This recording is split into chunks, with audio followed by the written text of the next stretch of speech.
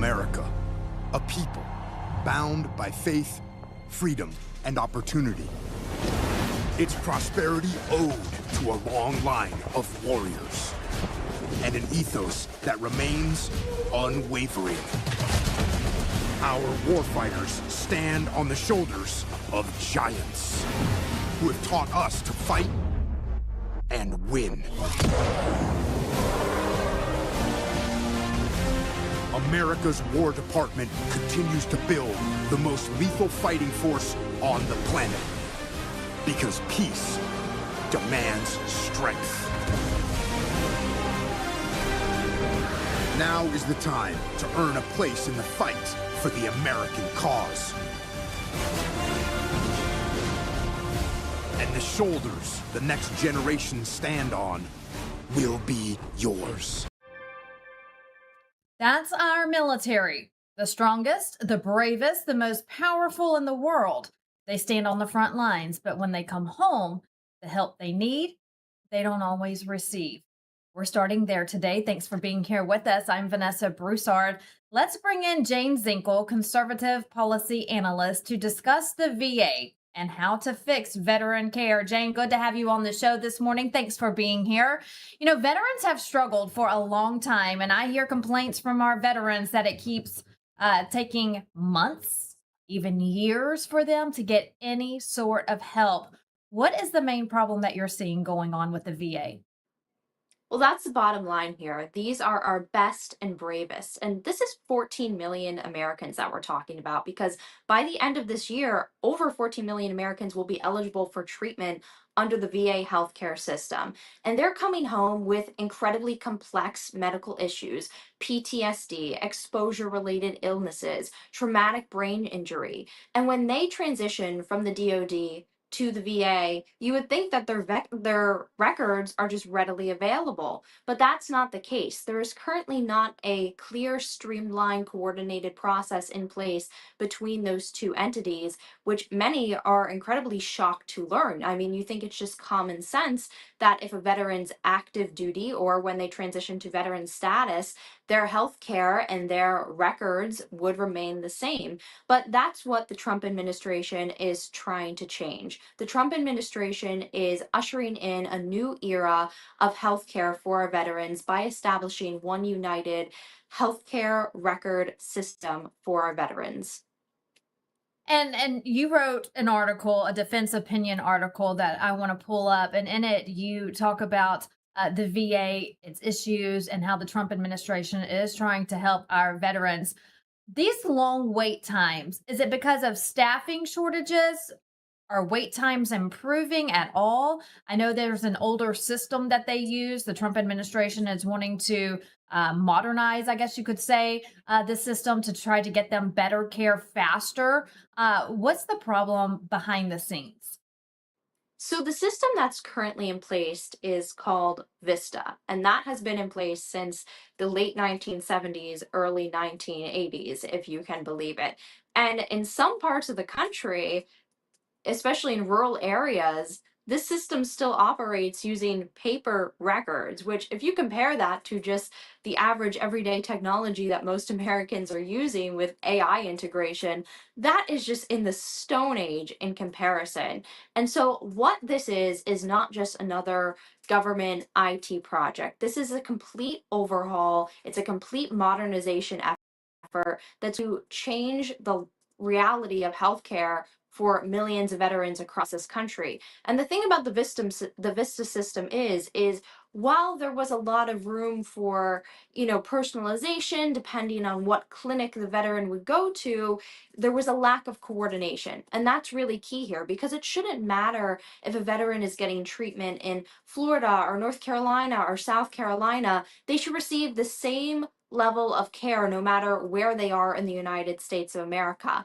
And that's what this modernization effort is going to do here. It's going to streamline the process. We talk about government efficiency, particularly with Elon Musk's Doge. Well, this is sort of what that is. It's doging the VA healthcare record system and making it more efficient so veterans can receive their treatment faster. There are less hiccups in the system, even with something as simple as, prescription medication. they can go from the DoD to the VA and have zero problems with getting the treatments that they need and, more importantly, that they deserve.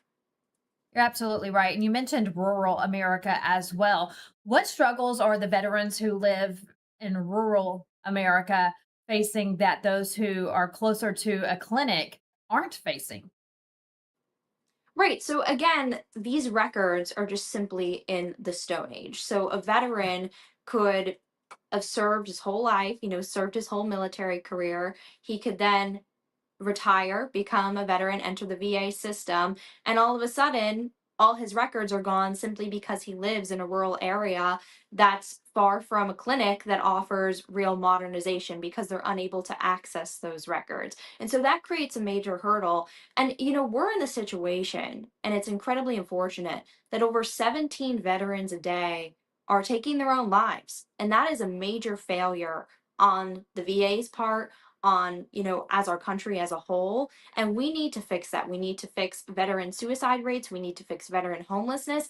And a large part of that has to do with better health care and helping veterans navigate the system that is incredibly complex. The wait times for treatments, often because of these record delays, are increased dramatically. Making sure that our veterans are getting the right treatments becomes a hurdle too, because again, these records, there is a major barrier and there's this bureaucracy that's between these clinics and the DoD. And it's all about repairing that. It's about making the system more efficient. It's about making things quicker, and it's about changing the quality of care for our veterans.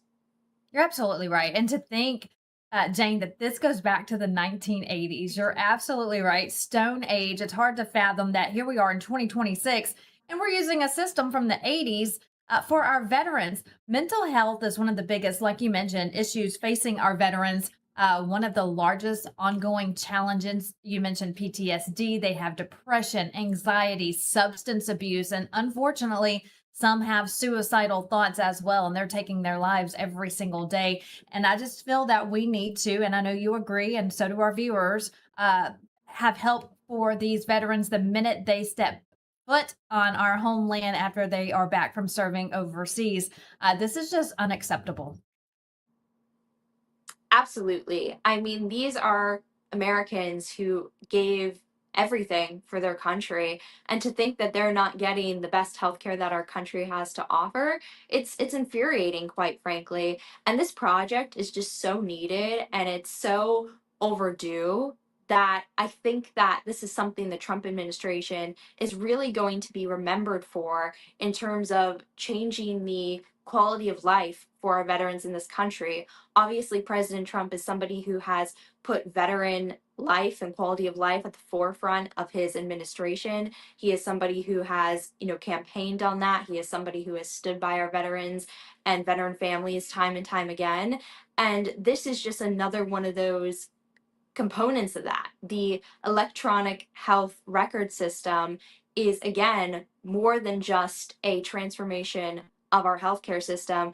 It's affecting real lives and it's making real tangible change, and change that's so greatly needed. I mean, if a veteran even has allergies or they just need very, very basic treatment, the fact that they're going to different clinics across the country and receiving different outcomes in terms of the treatment that they are able to get is a failure. And that's what's changing here. It's going to become a streamlined, united process. We've already saw successful rollouts in Michigan. There's going to be new rollouts in Kentucky, Ohio, and Alaska. And if this project continues on the trajectory that it's currently on, as soon as 2031, we could see this across the country, because the issue that we're facing right now, again, is with the VISTA system, the healthcare varies so much from clinic to clinic. And this is going to be a united front where no matter where you go in the United States, you're going to get the same high quality of treatment, and there's not going to be a problem in locating your health records. Jane, are you seeing a timeline for all of America? It's great to hear that this is already rolling out successfully in several states. What about the rest of the states? Well, listen, there has been many hurdles in getting this out there, and that's because this is such a large scale project. You know, as I said, this is by the end of this year, 14 million Americans that we're talking about. It's one of the largest healthcare project overhauls that we've seen in United States history. And so this was originally thought about back in 2009, and there were so many bureaucratic hurdles to get over that the project was sort of abandoned until 2018 when Oracle Health took it over. And that's when we really started to see tangible change here, and that's when we really started to see success. And so as long as we continue on this pathway, and I think with President Trump and this administration's, help and guidance, we are going to get there, because this is the golden age that we're living in. After all, this is the golden age of the Trump era. I think that this is a very promising trajectory, and we should see this really roll out more and more as the next few years go on till it's across the whole entire United States. That's wonderful to hear. Great news to report there for our veterans. I want to direct everyone to your website to follow you. You are an analyst on different policy, and we appreciate the work that you do, not only fighting for our veterans, but all of Americans. Tell us how people can follow you. You can follow me on social media on X at Jane Zirkle. You can also follow me on Instagram and Facebook at Jane Zirkle. All right. Jane, thank you so much for coming on, fighting for veteran healthcare in America. We appreciate you. Thank you so much for having me. Now to the border crisis in Spain. Authorities say more than 60,000 migrants have crossed over in the last few days from the northern coast of Africa. Officials have confirmed 72 deaths, with many migrants drowning or being crushed in the crossings. Hundreds more needing medical attention. President Trump addressing the situation over the weekend. And I hope they're going to vote for us in the midterms, because you'll see some stuff that will be horrible, because they can blow it very fast if they don't know what they're doing. So your drug prices are great. You know, I saw Spain yesterday, and I watched the catastrophe that took place. It looks like an invasion of a country by hundreds of thousands of people. And that same thing's going to happen to us if the Republicans don't get elected, except worse, much bigger, much easier to get into, despite the fact that we have built thousands of miles of wall, which I said we were going to do, but we didn't have that, forget it. But we have the safest border in the world. If we're not in office, our country will be invaded at levels that made Spain look small time.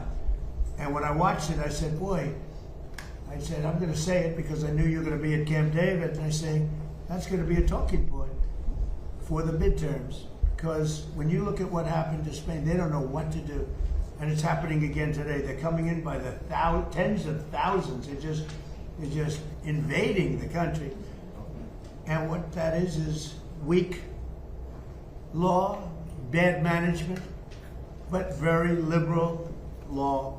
They passed a couple of laws, and people read. People are smart. They read from other countries, and they swam that 3-mile swim, or however they got in, but nobody's seen anything like it. That will look good compared to what's going to happen to the United States. The biggest thing, the worst thing that Biden did is allowing 25 million people into our country, because many of those people are criminals. They're murderers, a lot of them. The crisis has reignited a heated debate across Europe over border security, immigration policy, and the European Union's response to mass migration. Look at that. A total mess there in Spain. Back to Washington, D.C., a couple of Republicans are refusing to back Todd Blanche for Attorney General, and it's stirring up a lot of controversy on the Hill. Our Cara Castronova is at the White House with more. Blanche is still serving as acting attorney general, but his Senate confirmation has stalled after Republican senators John Cornyn and Tom Tillis refused to confirm him. The senators say it is because of their objection to a proposed fund for people who were politically persecuted by the Biden administration. But the president believes that they have other motivations. President Trump said this on Truth Social today. John Cornyn never had a problem with the so-called fund, which will not benefit me, but rather the great American patriots who were hunted down like dogs and whose lives were unfairly and illegally destroyed by the crooked Joe Biden administration. Until after I decided to endorse and support his Republican primary opponent in Texas, who easily won the nomination for the United States Senate. Perhaps there has never been a group of people treated so badly in our nation's history. They are suffering still, many ruined, and I felt that they should be given compensation for what has been done to them. President Trump also spoke at his cabinet meeting at Camp David today about the anti-weaponization fund. Do you agree with the acting attorney general that the anti-weaponization fund is dead? And why not just put that in writing? It's dead, but, you know, I wish it weren't, to be honest with you. I think people were horribly treated, horribly abused. This has nothing to do with Todd. This was me. Horribly abused. And I'd like to see them compensated for the pain. They lost their families. They committed suicide. Many people committed suicide. They went down for an innocent journey. And I'm not only talking there, I'm talking about not even having to do with that. The way they were treated. The Biden administration and the Obama administration weaponized government. The president also had this to say about Todd Blanche at the cabinet meeting. Todd Blanche is a very, very good man, and he shouldn't be in the middle of this. He should get approved, because you will never get anybody like him. You're never going to get anybody. And to make him a pawn in this whole thing, this is being done by a senator, and I don't really blame him, to be honest with you. I endorsed his opponent, and as soon as I endorsed his opponent went through the roof, and he won the primary election in Texas for Senate. And the man that lost, the man that I didn't endorse, has become very angry, and that's okay. I mean, I understand that. I probably would do the same thing. You want to know the truth? I think I'd do the same. So now the question is whether Senate Republicans move the nomination or whether this fight drags into next year. Steve Bannon made the recent suggestion that President Trump nominate Bill Pulte as acting attorney general to scare Senators Cornyn and Tillis into confirming Todd Blanche, which seemed to work with getting Jay Clayton passed through as the director of national intelligence. Others think that Rudy Giuliani would be a great choice as an acting AG pick to give the deep state a scare and get Blanche passed through. What about this? Pulte then goes as the interim attorney general. Let's get Pulte over to Main Justice. Yeah, hello, senators. How about Pulte at Main Justice? Will you get Todd Blanche confirmed by, I don't know, Saturday morning? All of a sudden, they'll move with urgency. Let's just use Pulte. Pulte, you know, is winding down his time as DNI. He's done a magnificent job there. He's an American folk hero. Let's put him in at Justice. Let's see how quick they move then. Reporting for LINDELLTV at the White House, I'm Kara Castronova. So for now, Todd Blanche's nomination remains in limbo. Republican leaders are working to resolve concerns from Cornyn and Tillis before scheduling a Judiciary Committee vote. If the nomination clears committee, it heads to the full Senate for final confirmation. And now to Minnesota. The race for governor is now just 1 week away, and Mike Lindell is putting out reminders about securing our elections. As we go to break, watch this video message about our elections, the numbers, the machines, and the time is now for accountability. No matter which side of the fence people have been on, they've been saying, "Show me the evidence. I'll believe it when I see the evidence." And people on both sides agree that something went terribly wrong in November 2020, but there really has been no comprehensive place to see the evidence of widespread fraud until now. This video is pure data, so don't get mad. You can't be angry when a scientist confirms that gravity pulls downward at -9.8 meters per second squared, even when that fact works against the narrative you've heard. So here we go. Just before we show you some new disturbing video evidence, we'll talk about statistical anomalies in 3 states in question. In the early hours of November 4th, 2020, Democratic candidate Joe Biden received several major vote spikes in Michigan, Wisconsin, and Georgia, suddenly placing him in the lead when he had been trailing Trump by a significant margin. 8,954 individual vote updates were analyzed. Across nearly all updates, there follows a clear statistical pattern. However, a very small number of batches are especially questionable.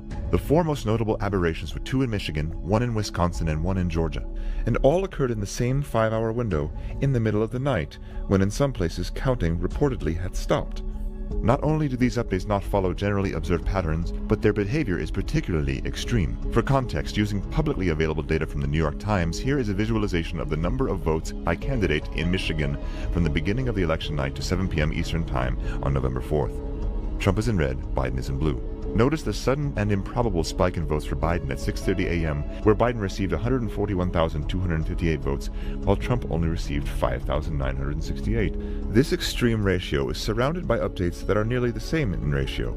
This particular update is 23 times more votes for Biden, and is the most extreme update favoring Biden in all datasets across all states. The situation in Wisconsin is even more stark. A single update to the vote count brought Biden from trailing by over 100,000 votes into the lead. Thirdly, a vote update in Georgia at 1:34 a.m. Eastern Time on November 4th, which shows 136,155 votes for Joe Biden and only 29,115 for Donald Trump. The extents of these 4 vote spikes in question are more than the margin of victory in all 3 states, which means the spikes were not only abnormal in regards to percentage for Joe Biden, but also in magnitude of the vote count. Out of roughly 9,000 updates, this election was decided by only 4 extreme updates, each with a probability of less than 0.1%, meaning that had these 4 unlikely updates not happened, we would have a different president in the White House. Detractors argue that these spikes were merely human error and not indication of fraud, and the errors have been corrected. If the errors have been corrected, where is their evidence? Why were the results never changed? Others have said that the spikes indicate heavily Democratic precincts. If that were the case, then California would show many spikes of that magnitude, but it doesn't. Only 1 vote update in California is anomalous in percentage of Biden votes, but not enough magnitude to shift an outcome. The strangest anomaly visible in the data is a consistently identical ratio of Biden to Trump votes across time, which is theoretically impossible. Here is Florida. These updates occurred over a week following the election. Notice all the ratios of Biden to Trump votes are 100% identical over several days. This pattern shows up in many states. It appears that a computer algorithm is involved in the process, which is doing something called weighted race distribution, a feature of Diebold voting machines known as early as 2001, which gives values to votes rather than simply counting them. Here in California, we see an update of 1 vote. About 65% of that value is given to Biden and 32% to Trump. How can 1 vote go to more than 1 person? It is well known and not disputed that Diebold software was found to be switching votes through programming in past elections. Even though Diebold is no longer used, Dominion Voting Systems acquired ES&S in 2010, which had previously acquired Diebold under its new name of Premier Election Solutions.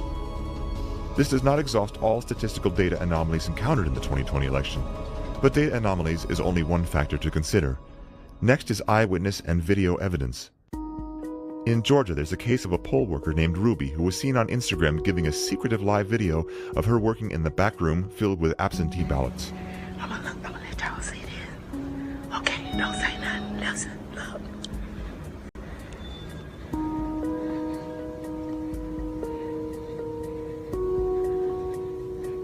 At 10:30 p.m. on November 3rd, all media and poll watchers were told to leave State Farm Arena because ballot counting was going to stop. But Ruby and her daughter and 3 others remained behind at State Farm Arena. They pulled boxes of ballots out from under the table that was placed there in the morning and distributed them to several counting stations. Back to Fulton County, Georgia right now, where our reporter Blaine Alexander apparently has some new reporting on the expectations for that count. Well, Rachel, we've learned that the counting continues tonight. You know, right here in State Farm Arena behind me, we've learned that there are 5 people who are still inside, still working to scan those absentee ballots and try and get those numbers tabulated. Now, initially, we were told that everybody went home at about 10:30, but I just got off the phone with the county spokesperson who tells me that indeed there are still some people in there quite literally burning the midnight oil, scanning ballot after ballot and trying to get that information in. And Blaine, specifically, you said 5 people are inside that building? That's 5 of 5 actual individuals who are working on all the absentees in Fulton County right now? Just 5? Wow. Talk about having the sort of fate of the nation in your hands. Ruby is seen here in this video running the exact same stack of ballots through the machine 3 times. Other workers do the same. Note that a large surge in Biden votes can be observed after this tabulation at 06:34 Greenwich Mean Time, which is 1:34 a.m. in Georgia, just after the time in question. You may ask, can a ballot really be counted more than once? Here is your answer from Coffee County, Georgia. Can you scan a ballot more than once? I've just done it. I'm talking about That's you the just same batch that she's been doing. You just keep scanning. Yeah. I just kept scanning that same. You just keep something. I just scanned the same batches that y'all just voted. I never got any more until that one. I don't know why they approved such a system. Ruby allegedly posted this later on social media. Of course, the mainstream media calls this misinformation, and most references to these videos have been deleted from internet search results. Apple News, the morning of the election, sent out a push message to Apple News subscribers that elections are secure. So if it's true that election fraud is rare, what about Raquel Rodriguez? She was recently arrested for election fraud in Texas because of overwhelming video evidence incriminating herself that she was harvesting ballots for pay. Look at the top of ticket to get votes for either Biden. How many votes do you think you can deliver for us? At least 5,000. And what are we looking at as far as how much that's going to cost? For the entire team that I'm looking at 55,000. So $55,000 for 5,000 votes, top of ticket, eager Biden. If not more. I'm not going to overpromise, because remember, we're 16 days till election day. You give me cash, you can do whatever you want to do. $55,000 up front, 5,000 votes. That's right. Then there is cybersecurity evidence and the question of whether Dominion voting machines were tampered with over internet connections. Signed affidavits under oath from cybersecurity experts indicate that Dominion voter systems and Edison Research were using an unencrypted VPN with login credentials that were easily accessible and used by foreign adversaries to monitor and manipulate votes. The IP addresses into the Edison Research host servers went in both directions, meaning that not only were China and Iran and other countries accessing the servers, but also Edison Research was communicating back to these adversaries. The claims that Dominion voting machines were not connected to the internet are completely false. Cybersecurity experts have followed the communication of the data from Dominion voting servers and Edison Research to foreign countries. A simple web search will uncover that DominionVotingSystems.com is registered to a company in Hunan, China. 3 of the 7 board members of UBS Securities are Chinese nationals. That company owns Staple Street Capital, which in turn owns Dominion. On top of that, the Dominion software is licensed from Smartmatic, which is a Venezuelan-owned and controlled company, and we're all familiar with how their elections go. Furthermore, forensic audits of the machines reveal significant errors. Although the mainstream media and politicians are saying that it's dangerous misinformation that Dominion voting systems are unsecure, this was the very message that several left-leaning news sources were claiming less than a year ago. NBC News and PBS found out just how easy it is to hack voting machines or cast fake votes. It's important to note that Georgia just spent over is about to spend over $100 million on a contract with Dominion to provide image cast hardware to the state in time for the for the next primaries and for the 2020 election. And yet here these kids were who had opened it up. They said, look, you can pop the front off of it, and here's a port you can get into right here. That's easy. You know, all kinds of stuff that you could certainly do within 6 minutes behind a curtain, much less if you had extra time, because any of these were connected to the web, as we discovered a couple of days before. So many of them are. Despite opposition and attacks, election security experts were able to audit Dominion voting machines in Antrim County, Michigan, revealing unusually high error and adjudication rates. What does that mean? According to the report, Dominion Voting Systems is intentionally designed with inherent errors to create systemic fraud and influence election results. Ballot errors are sent to adjudication, which means the vote can be decided by an election worker where there is no oversight, no transparency, and no audit trail. We've scanned 113,130 as of moments ago. We've adjudicated 106,000 plus of those. Experts identified an error rate of 68.05%, which is far above the Federal Election Commission guidelines of 0.0008%, or 1 in 250,000. Although vote adjudication logs are available for prior election years, suspiciously, all the logs for the 2020 cycle were missing. Moreover, all security logs prior to 11:03 p.m. on November 4th are also missing. If that's not enough, the election event designer log shows that the Dominion image cast precinct cards were reprogrammed on October 23rd and again on November 5th, which violates the Help America Vote Act, which includes a 90-day safe harbor period that prohibits changes to election systems, registries, hardware, and software updates without undergoing recertification.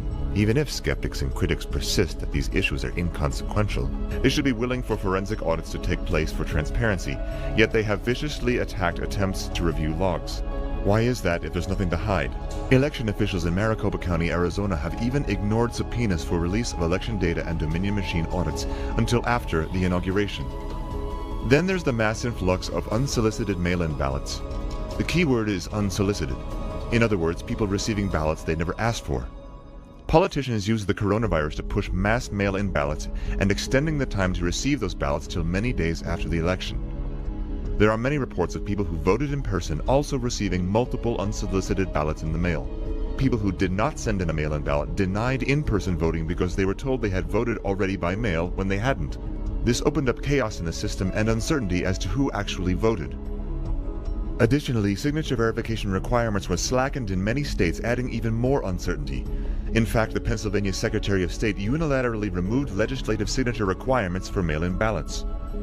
More than 1,000 signed affidavits have been given by poll workers who have witnessed illegal activities, non-equal treatment of Republican poll watchers, counting ballots in locations with no poll watchers not permitted close enough to see the counting process, shredding ballots, garbage bags full of ballots for Trump, entire boxes of hundreds of supposedly mail-in ballots that have no folds, indicating they were never actually mailed by anyone. The list goes on and on. These affidavits are signed by witnesses under penalty of perjury, so this should not have been taken lightly, but these witnesses were never heard in court. Unfortunately, what we have covered is only the tip of the iceberg on fraud, cover-ups, federal election law violations, and dishonesty on a global scale. So either the Secretary of State's office is recording and certifying results that have negative errors and fraudulent votes in them, or someone is giving them negative information. Recent polls show an overwhelming percentage of the U.S. don't trust the 2020 election was without fraud. At the end of this video, the credits will be further data scrolling through that you can read for yourself, and pause and go back and read again. So what can you do? Firstly, find a way to download this video and share it. Film it with your mobile phone. Do anything to duplicate this. Post it with a hashtag, "Here is the evidence," hashtag every legal vote. Because guaranteed, big tech and social media giants will do their best to erase it from the internet, as they've already done with much of the evidence we've already shared. And if they can't erase it, they'll fake fact-check it. Well, guess what? We've already done the fact-checking. We've gone through thousands of pages of data, sworn affidavits, forensic reports, and cybersecurity reports. Secondly, you can demand election reform from your elected state and local officials. We cannot let another election ever be this questionable ever again. This is the United States of America. People used to look to us on how to have democracy through our voting system. 2020 was a complete sham, and it cannot ever happen again.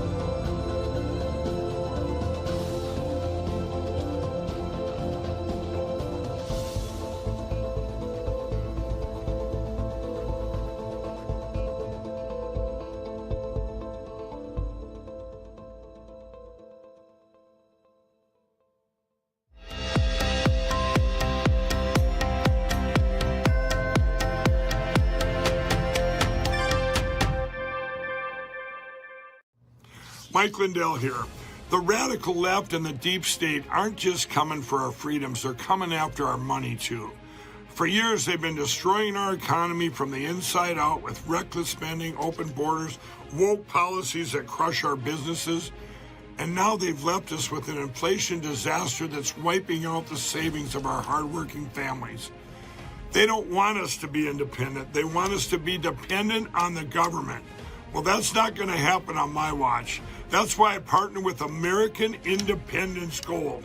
It's a veteran-owned company that's helping patriotic Americans fight back by protecting our savings with real physical gold and silver. And right now, they're giving away up to $15,000 in free silver and a free gold IRA kit. A portion of all the profits go to 9/11 first responders and veterans at the Tunnels to Towers Foundation. The deep state can't touch your gold, so visit MikeLindellGold.com or call 844-714-4653 right now. That's MikeLindellGold.com. Take back control. Well, hello, everyone. Well, I'm turning 65, and let me tell you, Medicare has me confused. All the junk mail and the robocalls and everything else, it honestly feels like they rigged the system just to confuse us. Well, that's why I partnered and working with Chapter. They're independent and they don't work for big insurance. They work for us. In fact, they're the only advisor that compares every single plan nationwide to find what actually fits your needs. If you're on the right plan, they tell you. If you're not, they're going to help you switch. And it's completely free. Just last year, seniors saved about $1,100 by finding a better plan with Chapter. So call Chapter at 234-LINDELL or go to askchapter.org/Lindell. You know, most people think water's just about filtration, but in reality, it's about balance. What gets removed, what gets left behind, and how the water actually behaves once you drink it. Well, many traditional systems focus on one thing, removal. Reverse osmosis, for example, strips water down completely. It may sound ideal, but it removes minerals that our bodies need. The Century Wellness System was designed with a different philosophy. It removes common contaminants like chlorine, fluoride, and PFAS while restoring key minerals like magnesium and improving alkalinity. It also does all this without tanks and without wastewater, and without requiring a complicated installation. It installs in about 15 minutes under your sink, so instead of overcorrecting, it brings your water back into balance. Please visit CenturyH2O.com and use promo code Lindell for 10% off your next purchase.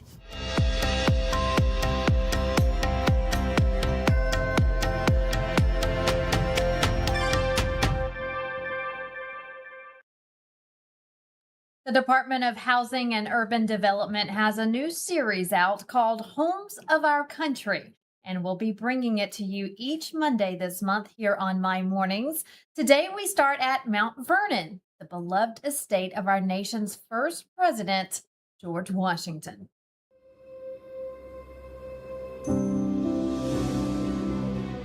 First in war, first in peace, and first in the hearts of his countrymen. These words, written after George Washington's death in 1799, still capture what he means to the American story. He was a soldier who held a desperate army together. He was the statesman who helped guide a fragile republic into being. And he was the president who showed the world that true greatness is not found in seizing power, but in knowing when to lay it down. Washington's courage, integrity, and self-command inspired the Continental Army through British bullets, winter hunger, exhaustion, and doubt. Against overwhelming odds, he led a newborn nation to victory. After winning independence in war, he helped safeguard it into peace. He presided over the Constitutional Convention, where the framework of the United States was forged, and then became the nation's first president. Yet through all the honors, burdens, and triumphs of public life, there was one place Washington longed for above all others, Mount Vernon. He once wrote, "I had rather be on my farm than be an emperor of the world." For Washington, Mount Vernon was more than a residence. It was his refuge, his ambition, his responsibility, and the place where the public man returned to become himself again. Set along the Potomac River in Fairfax County, Virginia, Mount Vernon began not as a grand mansion, but as a modest family home. The original house was built in 1734 by Washington's father, Augustine Washington. George Washington began managing the estate in 1754, and over the next 45 years, he slowly transformed it into one of the most recognizable homes in America. When Washington first took charge, Mount Vernon was roughly 2,100-acre estate, with a house of about 3,500 square feet. By the end of his life, the estate had grown to about 7,600 acres, and the mansion had expanded to nearly 11,000 square feet. The house itself grew with Washington. He added a full second story, expanded the wings, and shaped the mansion into a grand Virginia estate. Though made of wood, the exterior was crafted to resemble cut stone through a technique known as rustication. It gave the home the dignity and presence of a stone mansion, while reflecting Washington's practical eye for economy and design. Mount Vernon was beautiful, but it was never merely decorative. It was a working estate, a place of management, hospitality, labor, and vision. Even while leading troops during the Revolutionary War, Washington wrote home with instruction about crops, trees, repairs, and the care of the estate. His mind was often on Mount Vernon, even when history had called him far away. And he was away often. During the 8 years of the Revolutionary War, Washington saw Mount Vernon only once. During his presidency, he also had few chances to return. Still, the home remained close to his heart. It was a place he hoped for, planned for, and dreamed of returning to. Mount Vernon reflects Washington's life because it carries both sides of his character, the man of public duty and the man of private discipline. The new room, occupying the mansion's north wing, reveals Washington as host, leader, and gentleman of the new republic. This was one of the largest rooms in the house, larger than many neighboring homes of the time. It served as a dining room, gathering place, and picture gallery, with paintings and engravings that spoke to Washington's taste, learning, and the place in the world. Here, guests were welcomed into the home of the man who had led the revolution and then led the nation. After the war, visitors came constantly to Mount Vernon.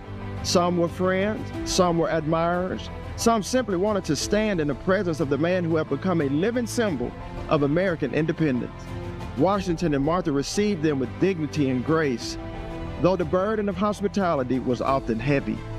Yet beyond the public rooms, Mount Vernon also reveals a more private Washington.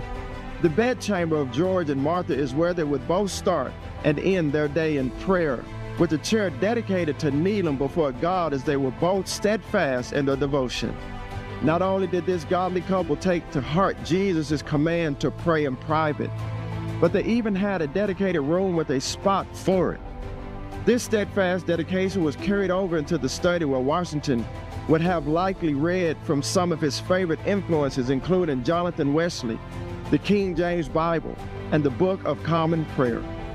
His study was the command center for the estate. From this room, he answered letters, managed accounts, read, planned improvements, and oversaw the daily life of Mount Vernon.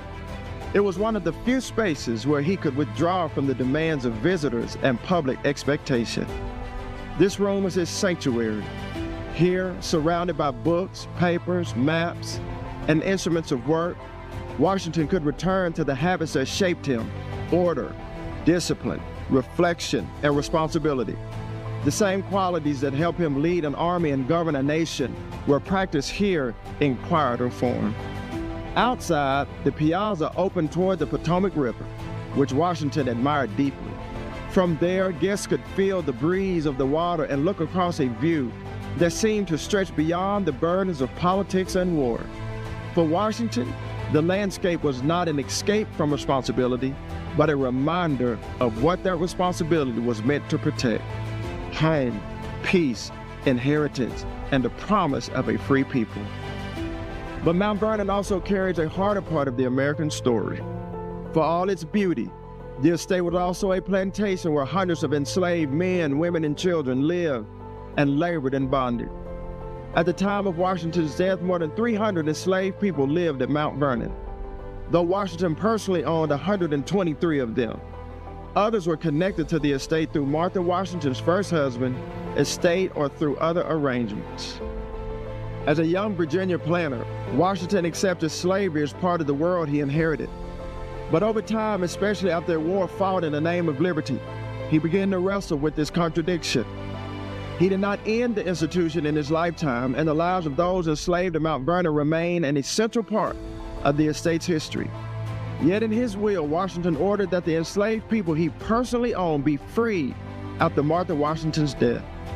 This decision did not undo the injustice of slavery, but it remains one of the clearest signs that Washington understood, however imperfectly, the moral tension between the ideals of revolution and the reality of bondage at his own home.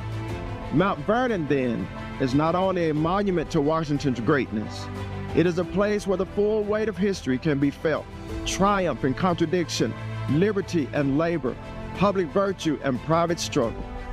Washington did not want to be separated from Mount Vernon even in death. Though Congress wished for his remains to rest in the Capitol, his will directed that his final resting place be at the home he loved. That choice tells us something essential about him.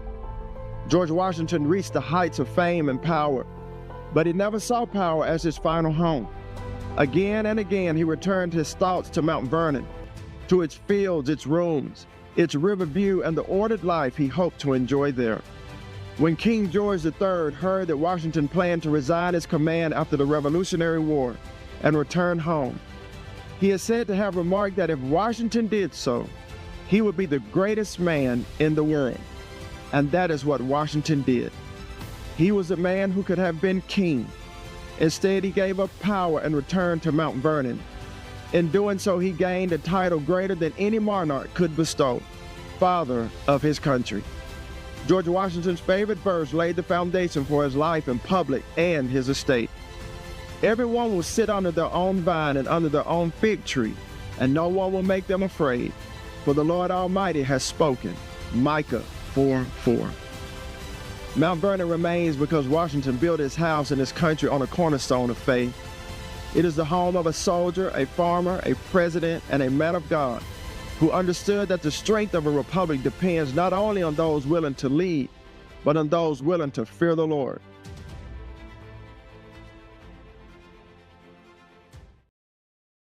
Mount Vernon is nestled along the banks of the Potomac River in Virginia, just 15 miles south of Washington, D.C. Mount Vernon remains one of America's most visited historic sites, preserving the legacy of the man often called the father of our country. We will have Homes for Our History next Monday here on My Mornings. And when we come back here today, over 3,000 acres burned, over 600 homes destroyed. A wildfire continues to burn in Spokane, Washington. More on this when we come back.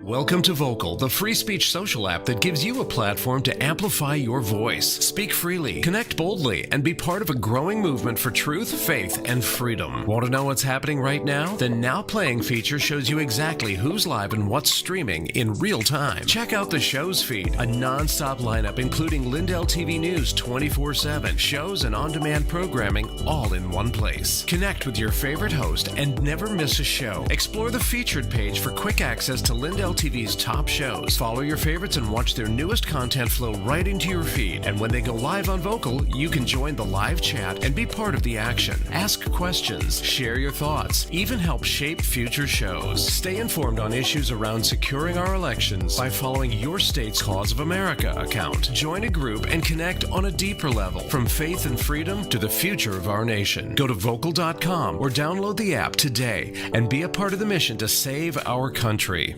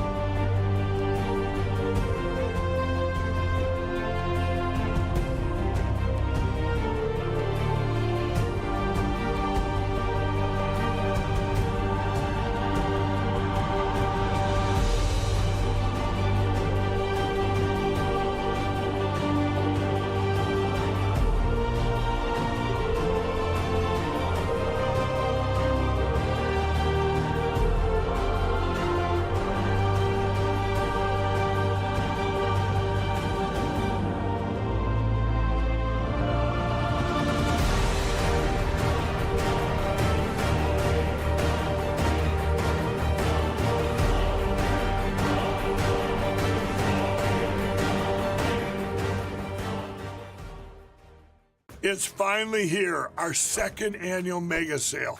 This sale only comes around once a year, so take advantage of the best offers ever while you can. For example, save 50% on our Giza Dream bed sheets, as low as $29.98. And for the first time ever on TV, My Pillow mattresses and My Pillow mattress toppers, as low as $99.98. And you save 50% on our Lux Pure 6-piece towel sets. Regular $69.98, now only $39.98. And our best-selling standard My Pillows, regular $49.98, on sale for $17.98. Wait on it, mega sale, only $14.98.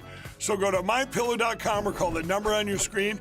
Use this promo code to take advantage of our second annual mega sale. But wait, there's more. To make the mega sale even more special, when you order right now, your order's going to ship absolutely free.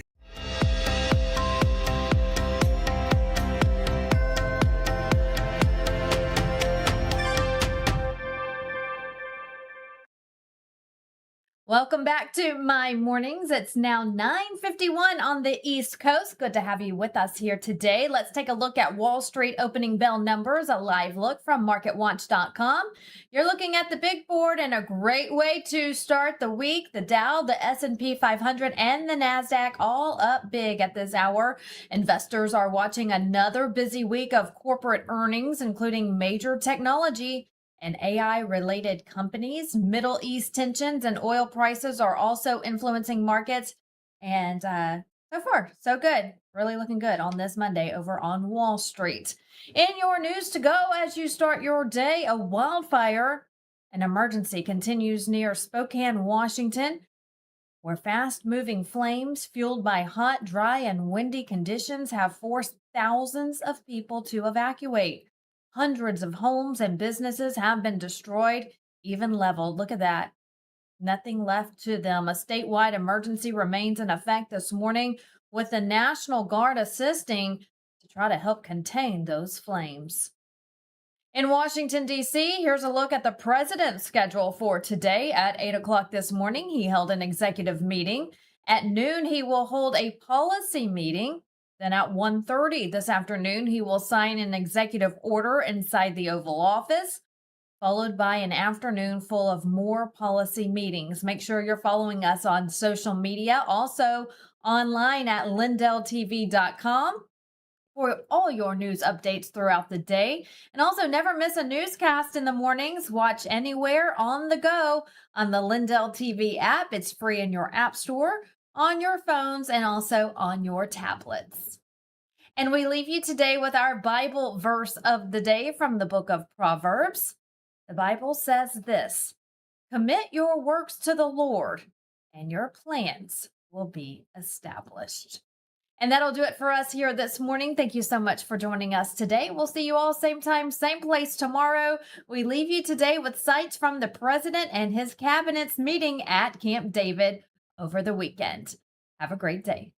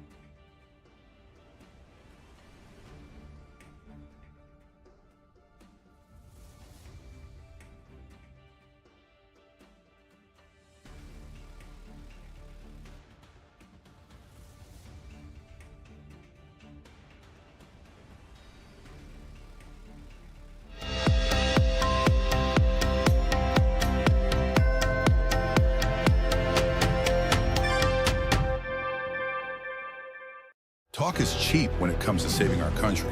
We're not just any cell phone service provider. We're Patriot Mobile. It's not enough to simply talk about values. We live them.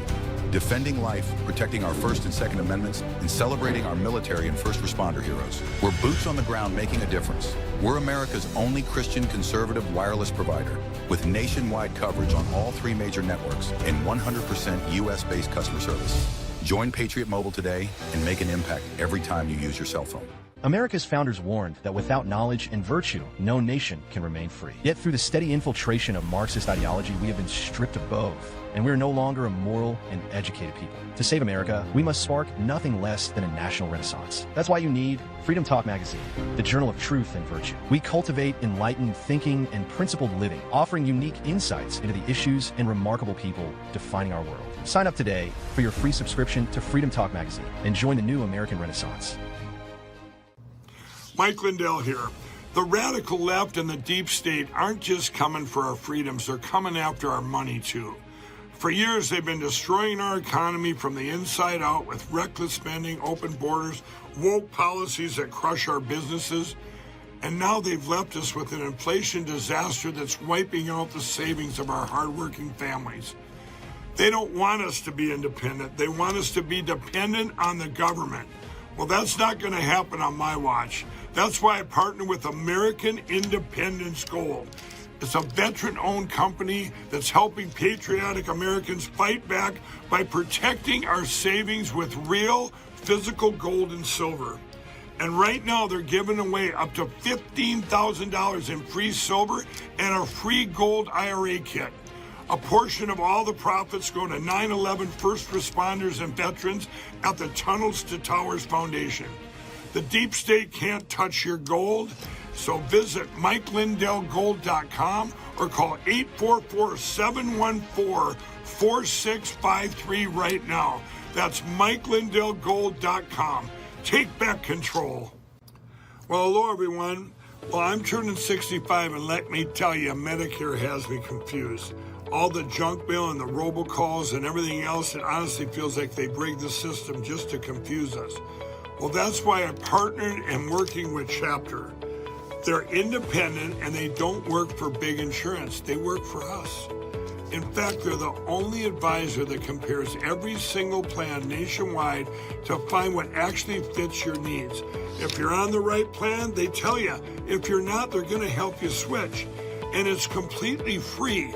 Just last year, seniors saved about $1,100 by finding a better plan with Chapter. So call Chapter at 234-LINDELL or go to askchapter.org/Lindell. You know, most people think water's just about filtration, but in reality, it's about balance. What gets removed, what gets left behind, and how the water actually behaves once you drink it. Well, many traditional systems focus on one thing, removal. Reverse osmosis, for example, strips water down completely. It may sound ideal, but it removes minerals that our bodies need.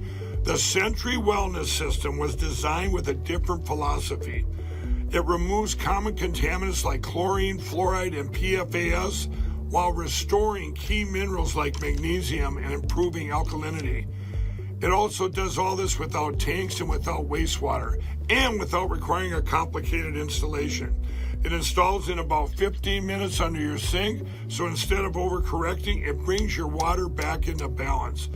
Please visit CenturyH2O.com and use promo code Lindell for 10% off your next purchase. When you read one news source, you get one side. When you read two sources, you get an argument. Read 40 sources, and you get the truth. LindellReport.com.